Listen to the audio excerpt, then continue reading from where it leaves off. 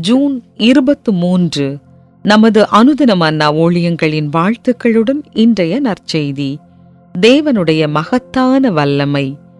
இன்றைய வேத வாசிப்பு யாத்ராகமம் 14ஆம் அதிகாரம் வசனங்கள் 21 முதல் 23 வரை மற்றும் 26 முதல் 31 வரை.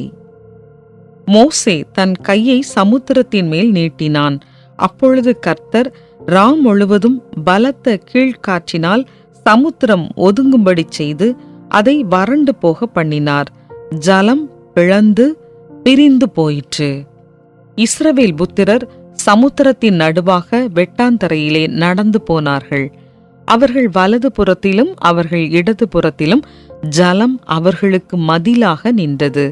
அப்பொழுது எகிப்தியர் அவர்களை தொடர்ந்து பார்வோனுடைய சகல குதிரைகளோடும் ரதங்களோடும் குதிரை வீரரோடும் அவர்கள் பிறகாலே சமுத்திரத்தின் நடுவே பிரவேசித்தார்கள்.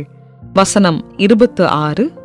கர்த்தர் மோசேயை நோக்கி, ஜலம் எகிப்தியர் மேலும் அவர்களுடைய ரதங்கள் மேலும் அவர்களுடைய குதிரை வீரர் மேலும் திரும்பும்படிக்கு உன் கையை சமுத்திரத்தின் மேல் நீட்டு என்றார். அப்படியே மோசே தன் கையை சமுத்திரத்தின் மேல் நீட்டினான். விடியற்காலத்தில் சமுத்திரம் பலமாய் திரும்பி வந்தது. எகிப்தியர் அதற்கு எதிராக ஓடும்போது கர்த்தர் அவர்களை கடலின் நடுவே கவிழ்த்து போட்டார். ஜலம் திரும்பி வந்து ரதங்களையும் குதிரை வீரரையும் அவர்கள் பின்னாக சமுத்திரத்தில் பிரவேசித்திருந்த பார்வோனுடைய இராணுவம் அனைத்தையும் மூடிக்கொண்டது. அவர்களில் ஒருவனாகிலும் தப்பவில்லை. இஸ்ரவேல் புத்திரரோ சமுத்திரத்தின் நடுவாக வெட்டாந்தரையின் வழியாய் நடந்து போனார்கள். அவர்கள் வலதுபுறத்திலும் அவர்கள் இடதுபுறத்திலும் ஜலம் அவர்களுக்கு மதிலாக நின்றது. இவ்விதமாய் கர்த்தர் அந்நாளிலே இஸ்ரவேலரை எகிப்தியரின் கைக்கு தப்புவித்து ரட்சித்தார். கடற்கரையிலே எகிப்தியர் செத்து கிடக்கிறதை இஸ்ரவேலர் கண்டார்கள். கர்த்தர் எகிப்தியரில் செய்த அந்த மகத்தான கிரியையை இஸ்ரவேலர் கண்டார்கள்.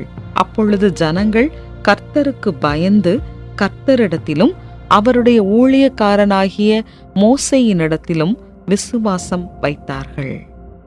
குறிப்பு வசனம்: கர்த்தர் எகிப்தியரில் செய்த அந்த மகத்தான கிரியையை இஸ்ரவேலர் கண்டார்கள். அப்பொழுது ஜனங்கள் கர்த்தருக்கு பயந்து விசுவாசம் வைத்தார்கள். யாத்ராகமம் 14:31. வட அமெரிக்காவில் உள்ள வலிமை மிக்க மிசிசிப்பி ஆற்றின் ஓட்டத்தை சூறாவளி காற்று திசை மாற்றிய போது சாத்தியமற்ற ஒன்று நிகழ்ந்தது. ஆகஸ்ட் 2021 ஐடா என்ற சூறாவளி காற்று லூசியானா கடற்கரையில் கரையொதுங்கியது. அங்கே ஆச்சரியமான எதிர்மறையான ஓட்டத்தை தோற்றுவித்தது. பல மணி நேரங்கள் தண்ணீர் மேல் நோக்கி பாய ஆரம்பித்தது.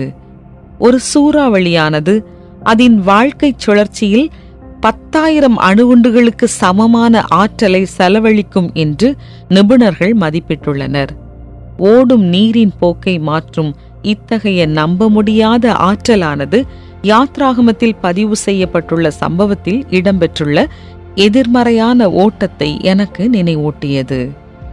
நூற்றாண்டுகளாய் எகிப்தியரிடம் அடிமைப்பட்டிருந்த இஸ்ரவேலர்கள் அங்கிருந்து புறப்பட்டு செங்கடலின் கரைக்கு வந்து சேர்கின்றனர்.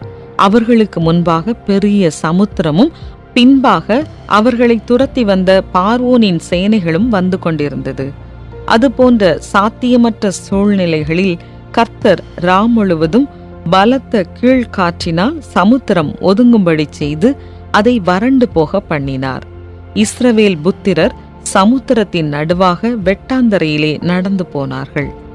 அந்த ஆச்சரியமான சம்பவத்தை சாட்சியிட்ட பின்பு ஜனங்கள் கர்த்தருக்கு பயந்தனர். தேவனுடைய வல்லமையை சாட்சியிடும் போது ஆச்சரியத்தில் மூழ்குவது இயல்பானது. ஆனால் அதோடு மக்கள் நின்றுவிடவில்லை. தேவன் மீது விசுவாசம் வைத்தார்கள். தேவனுடைய படைப்பில் அவருடைய வல்லமையை நாம் சாட்சியிடும் போது நாமும் அவருடைய மகத்துவத்தை குறித்து ஆச்சரியப்பட்டு அவர் மீது நம்பிக்கை வைக்க முடியும். தேவனுடைய படைப்பில் அவருடைய வல்லமையை நீங்கள் எப்போது சாட்சியிட்டிருக்கிறீர்கள்? அது அவர் மீதான உங்களின் விசுவாசத்தை அதிகரிக்க எவ்வகையில் உதவி செய்தது? சிருஷ்டிப்பின் தேவனே, உம்முடைய மகத்தான வல்லமையை நான் சாட்சியிடும் போது உம்மை விசுவாசிக்க எனக்கு உதவி செய்யும். ஆமென்.